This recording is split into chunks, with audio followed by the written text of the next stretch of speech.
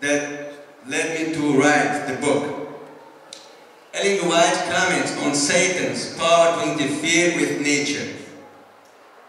And she says, in the parable of the sower, the question was asked the master, "Didst not thou sow good seed in thy field? How then hath it tares?" We all know this parable. It is in the Gospel according to St. Matthew, chapter 13, verse 24 to 30. How then hath it tares, was the question. And the master answered, an enemy hath done this. All tares are sown by the evil one. Every noxious herb is of his sowing, and by ingenious methods of amalgamation, he has corrupted the earth with tares. Selected Message, Book 2. And this citation is from the same American writer, Ellen G. White. In this text, we see the idea that Satan has been, since the beginning, strongly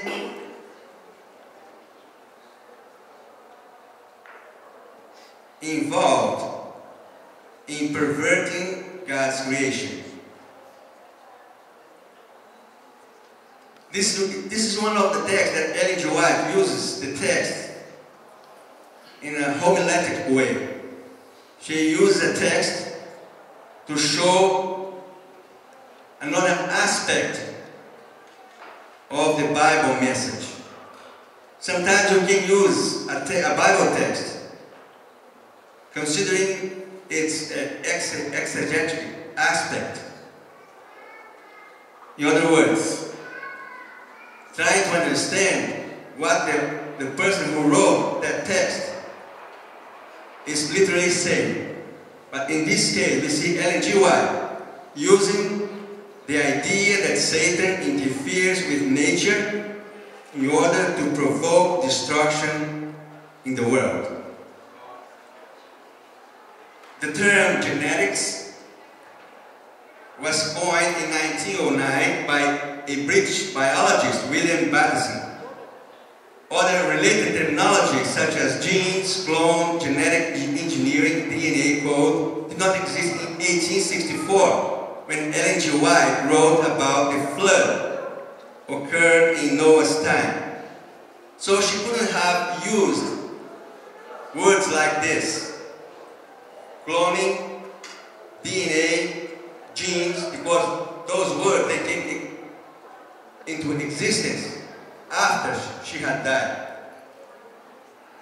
But we know that she was talking amalgamation.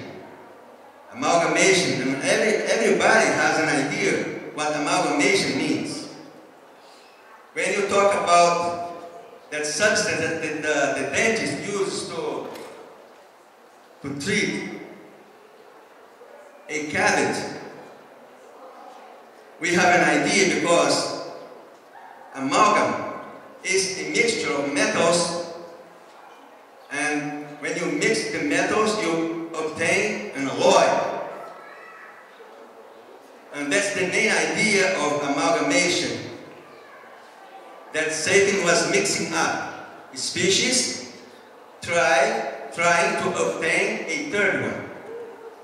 We know that some people have tried to do that, using the crossing, the breeding between species.